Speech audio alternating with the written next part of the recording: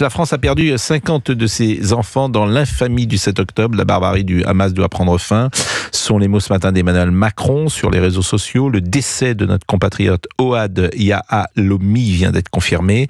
Je partage la douleur immense de sa famille et de ses proches, a écrit le président de la République.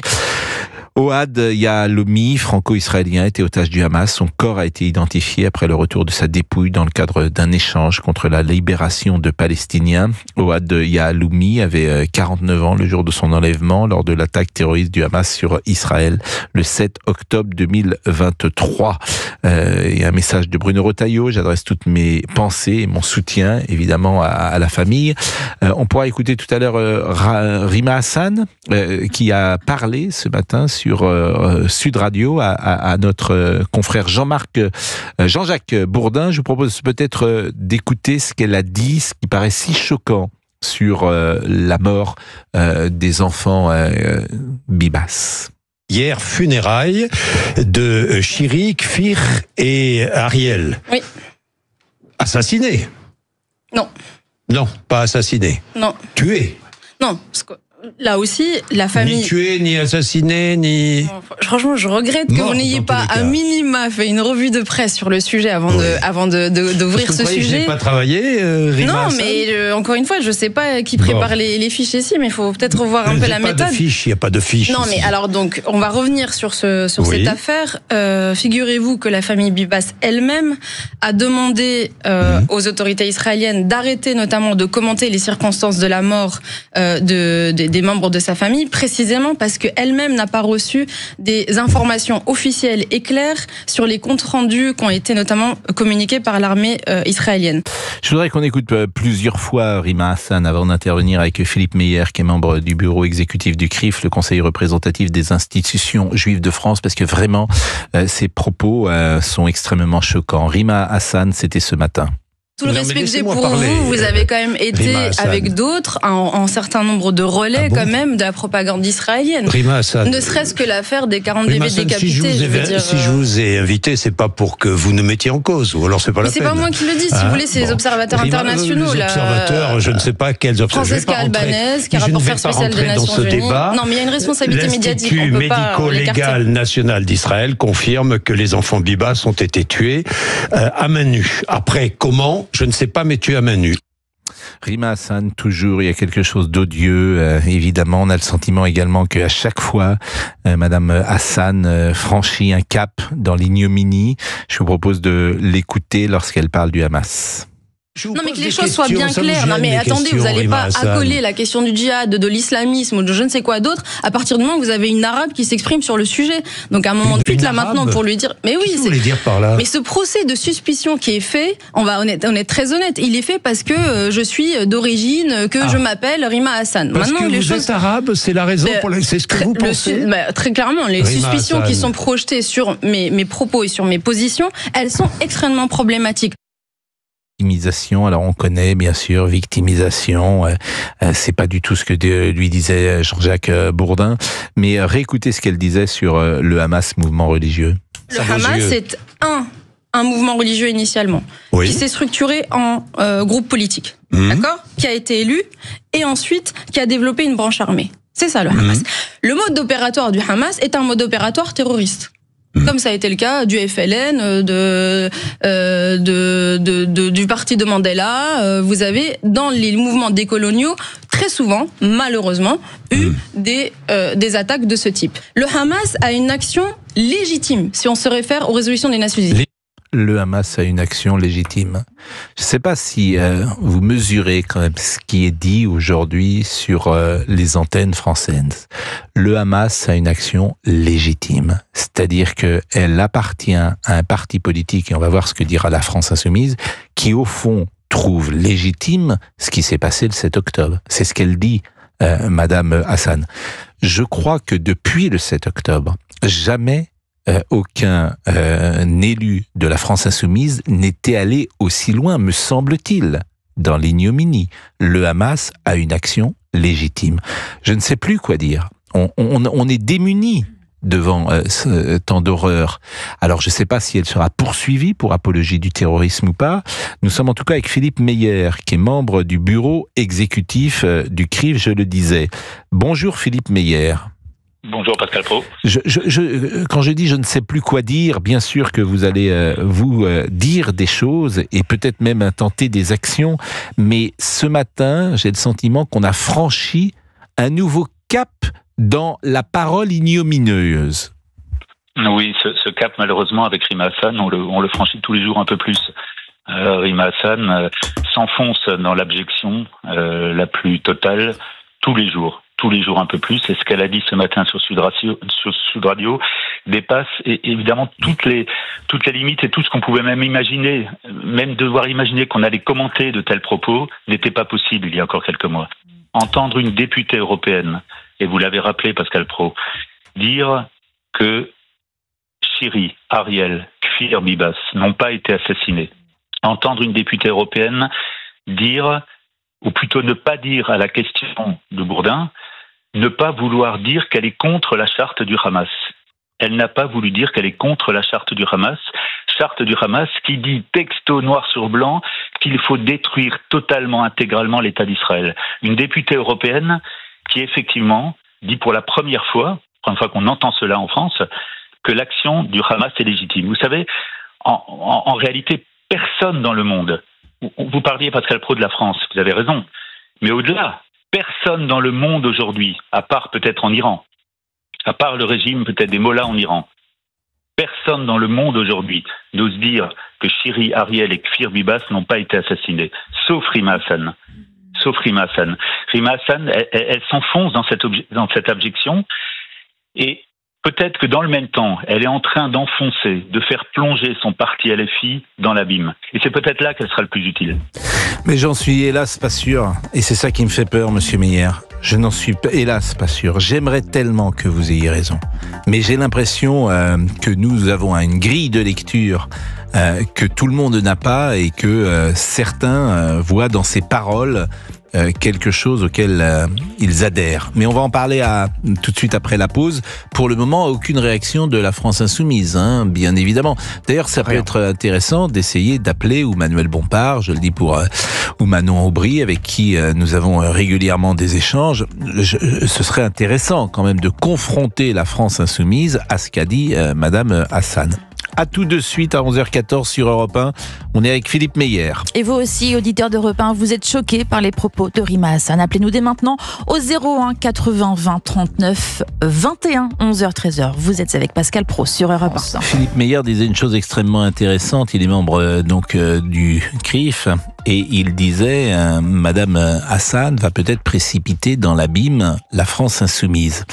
Et je lui répondais qu'hélas, je n'en étais pas sûr, et que ce type de déclaration pouvait avoir un certain écho.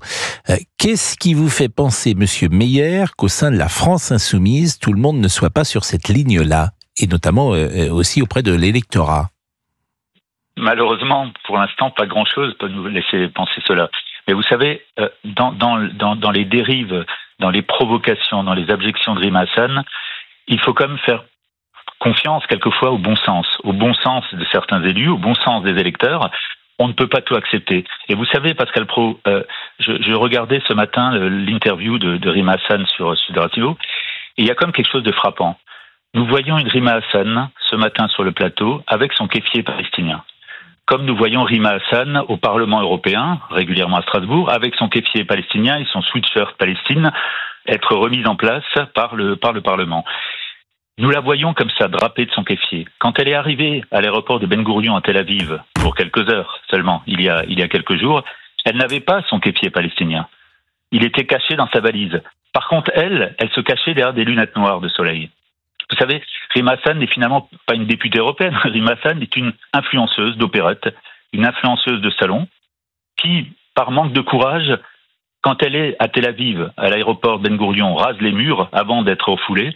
Et quand elle est sur les plateaux de télé, les plateaux de radio ou au Parlement européen, elle arbore son sourire carnassier provocateur avec son kéfier européen. finalement, pour répondre à votre question, Pascal Praud, je ne sais pas si LFI va réagir. Je ne sais pas si enfin il va y avoir un éveil des consciences auprès des dirigeants de LFI, si tant est que ce soit possible. Mais quand même, cette provocation, ce manque de courage, finalement, ne peut pas laisser indifférent à minima les électeurs. La stratégie de LFI, on la connaît tous, c'est l'électoralisme des quartiers. Et Mélenchon se dit, avec LFI, que finalement, pour draguer certains quartiers, pour draguer certains électeurs, il faut aller dans cette dérive, dans cette surenchère anti-israélienne. Peut-être que, comme toute stratégie, quand on franchit certaines lignes rouges, eh bien finalement, on va dans le mur. Rima Hassan est dans le mur aujourd'hui. Espérons qu'elle emmène avec elle son parti, qui accompagne ces dérives depuis le 7 octobre. On a encore eu récemment des propos de Mélenchon cette semaine qui parlaient de la diaspora juive française qui devait réagir par rapport aux Français, par rapport à ce voyage de Rima Hassan de courte durée en Israël. C'est-à-dire quoi? Il y a des Français d'un côté, des Juifs de l'autre? C'est ça la conception de LFI? Merci Philippe Meyer. Je vous propose d'écouter ce que disait Christian Estrosi avant que Madame Hassan a pris la parole ce matin. Il était l'invité de Sonia Mabrouk sur CNews et Europe 1 et déjà il imaginait des poursuites et je précise bien que c'était avant les déclarations du jour. Voilà, longtemps que je dis que cette personne n'est plus digne d'exercer un mandat public et devrait même être poursuivie pour apologie du terrorisme. C'est à la justice de décider. Oui, enfin, c'est à la justice de décider. Et à un moment, je voudrais que l'État français prenne des dispositions à l'égard de ceux qui portent un mandat public et qui aujourd'hui se donc vous demandez le retrait du mandat d'eurodéputé de Rima Hassan. Soyons clairs, vous demandez le retrait de son mandat. Oui, et de tous ceux qui aujourd'hui font cette apologie du terrorisme, clairement, ouvertement, et le revendiquent. Philippe Meyer est toujours avec nous, il est membre du CRIF et il réagissait aux propos de Rima Hassan. C'est vrai que le PS s'est désolidarisé, mais on n'est pas dans un temps non plus électoral et on verra lorsque ce temps électoral reviendra, Monsieur Meyer, si LFI recollera avec le Parti socialiste, parce que beaucoup de députés socialistes doivent leur siège à l'Alliance. C'est-à-dire que s'il n'y a pas d'alliance avec LFI, ils ne sont pas à l'Assemblée nationale. Et évidemment, ça pèse dans ces cas-là, Monsieur Meyer. Oui, tout à fait, ça pèse, mais vous savez, tout parti a comme objectif de se faire élire. Et comme nous le disions juste à l'instant, les dérives abjectes et dangereuses de Rima Hassan peuvent commencer à devenir contre-productives. Et on ne peut pas imaginer des partis de gauche de gouvernement adhérer à ce type de dérive. On ne peut pas imaginer que leurs électeurs, je ne parle pas des électeurs de LFI, que leurs électeurs adhèrent à ce type de dérive, à ce type d'abjection. Et vous savez, Pascal Praud, on l'a pas souligné, mais ces propos de Rima Hassan ce matin interviennent le jour même où on apprend qu'un otage franco-israélien, Ohad Ayaloui, a été assassiné par le Hamas. Alors peut-être que pour Rima Hassan, lui non plus n'a pas été assassiné. Mais il a été assassiné, un ressortissant français, un citoyen français. Il faut rappeler que le 7 octobre, là aussi Rima Hassan, peut-être elle, ça ne l'intéresse pas. Mais depuis le 7 octobre, 50 Français ont été assassinés par le Hamas. 50 Français. C'est l'attentat, c'est l'action terroriste contre la France la plus forte depuis Nice. 50 Français. Alors vous savez, quand on entend ce jour-là, aujourd'hui même, où la famille franco-israélienne d'Ohad Ayaloui pleure ce père, ce mari, ce fils, au lendemain des obsèques de Chiri, d'Ariel et de Kfir Bibas, entendre une députée européenne élue en France dire que ces otages n'ont pas été assassinés par le Hamas, que le Hamas, finalement, sa charte ne pose pas de problème, et que son action est légitime d'un point de vue international, non, je n'imagine pas des électeurs de partis, de gouvernements, de partis républicains accepter cela. Restez avec nous parce qu'on va être avec Mohamed. Mohamed qui nous a appelé plusieurs fois d'ailleurs. Bonjour Mohamed. Bonjour Pascal. Vous êtes chauffeur de taxi, je crois. Est-ce que vous êtes d'abord un électeur de la France Insoumise? Oh, je suis un électeur de gauche. Donc vous n'êtes pas... c'est drôle parce que je pose les questions parfois les plus simples du monde et on me répond pas. Mais d'abord, je vous ai dit que je suis un électeur... mais d'abord vous avez le droit de pas répondre. Vous avez le droit de dire... bon. Mais est-ce que vous êtes un électeur de la France Insoumise? Oui, j'épouse pas mal d'idées de la France insoumise. J'épouse pas mal de leurs idées de gauche, oui. D'accord. Alors, est-ce que, par exemple, et je vais vous poser des questions très clairement, est-ce que, pour vous, l'action du Hamas est légitime? Alors, du point de vue international, tout pays sous occupation, et ses actions sont légitimes. Et dans ce cadre-là, le Hamas, son action est légitime du point de vue international, oui. Mais de quel pays parlez-vous? Quel pays est sous occupation, Mohamed? La Palestine. Alors là, il faudrait vous répondre historiquement que ce que vous dites n'est pas juste. Ah non, c'est faux. Historiquement, c'est ce que je dis, c'est juste. D'ailleurs, le passeport de Shimon Peres est là un visa palestinien. Monsieur Meyer, on est au cœur de la discussion que nous avions à l'instant. Qu'est-ce que vous pouvez dire à quelqu'un comme Mohamed, électeur de la France insoumise, qui pense que Israël occupe un territoire qui n'est pas le sien? Ce que je voudrais simplement dire, c'est que rien n'explique, ne justifie, ne légitime ce qui s'est passé le 7 octobre. 1200 civils israéliens assassinés dans leur sommeil. Rien ne justifie l'assassinat d'otages, de bébés, d'enfants, volontairement. Alors oui, il y a une guerre depuis 15 mois qui fait des victimes civiles du côté palestinien que tout le monde regrette, bien évidemment. Aucune mort ne réjouit personne, sauf au Hamas. Mais dans nos valeurs démocratiques et de liberté, aucune mort n'est une réjouissance, sauf au Hamas. Oui, mais qu'est-ce que vous pouvez lui répondre précisément à Mohamed lorsqu'il vous dit Israël, parce qu'en fait il est sur la charte du Hamas, Mohamed, si je comprends bien, il est sur la charte du Hamas de vouloir sortir ou détruire, pourquoi pas, Israël de cet endroit du monde. Donc qu'est-ce que vous lui répondez précisément? Je voudrais lui répondre que contrairement au Hamas, Israël cherche la paix, cherche à négocier avec les Palestiniens depuis des décennies. Et on le sait, tous les premiers ministres israéliens, et pas uniquement Benjamin Netanyahou, depuis des décennies, se sont engagés dans des processus de paix, dans des processus de négociation, dans des recherches d'accords pour trouver la paix avec ses voisins. Israël a fait la paix avec de nombreux de ses voisins. Mais force est de constater que sur le problème palestinien, pour faire la paix, il faut être deux. Israël n'a jamais eu un interlocuteur en face pour faire la paix. Donc aujourd'hui, Israël, j'imagine, et évidemment, est toujours enclin à vouloir faire la paix. Il le dit tous les jours. Mais rien ne justifie ce qui a été fait. On ne peut pas dire aujourd'hui sur une antenne d'Europe 1, ce que je viens d'entendre à l'instant, que l'action du Hamas est légitime. C'est souiller la mémoire de ces bébés, de ces enfants qu'on a enterrés hier. Et ça, ce n'est pas acceptable. Je suis assez d'accord avec vous et je suis évidemment très ennuyé parce que la liberté d'expression est totale. Elle est même au cœur de notre métier sur CNews et sur Europe 1. Mais vous entendre dire, Mohamed, que l'action du Hamas est légitime pose un problème pour le journaliste que je suis. Et Monsieur Meyer l'a bien rappelé parce que vous êtes en train de cautionner les morts et les attentats du 7 octobre. Donc je ne sais pas si je dois vous donner je ne sais pas si je dois vous donner la parole et ça m'arrive très rarement de penser Pascal, ça. D'abord, je vous interdis un truc, c'est de parler à ma place. Vous avez dit que je suis sur la charte du Hamas. C'est vous qui le dites. Moi, j'ai rien dit de ce genre.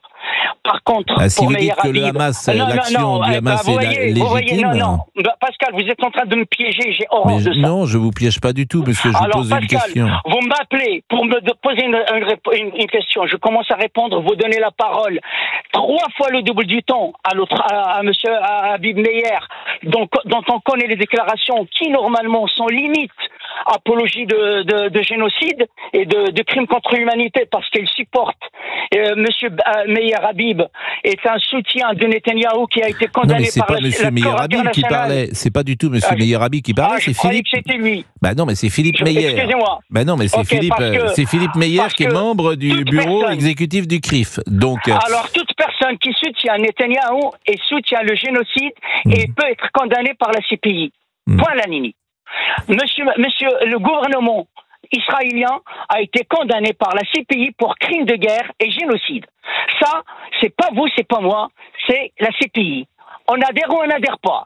Bon, on marque une pause et on termine cette conversation. Et après, il est 11h27, on marque une pause. Vous n'êtes pas sympa. Donc mais non, alors là, je vous aurai la parole tout de suite après la pause. Il n'y a pas de souci. Je vous redonne la parole et on conclura avec vous. Je remercie Monsieur Meyer et nous conclurons avec Mohamed. Il est 11h28, à tout de suite. Nous allons conclure ce premier sujet avec le sujet douloureux, bien sûr. La France qui a perdu 50 de ses enfants dans l'infamie du 7 octobre. La barbarie du Hamas doit prendre fin. Ce sont les mots d'Emmanuel Macron. Et puis, vous savez que nous donnons la parole ici à toutes les obédiences, à toutes les tendances. Et nous sommes avec Mohamed, qui est chauffeur de taxi. Simplement, la prise de parole de Mohamed me pose problème, puisqu'il trouve que l'action du Hamas est légitime. Puisque c'est la première question que je lui ai posée, et il trouve que cette action est légitime. Il n'empêche que, comme nous avons commencé la conversation, nous allons la conclure, mais vous me permettrez évidemment que le modérateur que je suis, et ça va même bien au-delà là, parce on tombe sur, on dit des choses qui tombent sur le coup de la loi, Monsieur Mohamed. Mais je vous laisse conclure, puisque je vous avais dit que je vous donnerais la parole au retour du flash de Maud Tambellini. Donc je vous propose quelques secondes pour conclure. Très bien. Donc d'abord, je rectifie vos discours quand vous parlez à ma place. Et d'abord, quand j'ai dit que l'action de Hamas est légitime, j'ai bien dit la phrase suivante.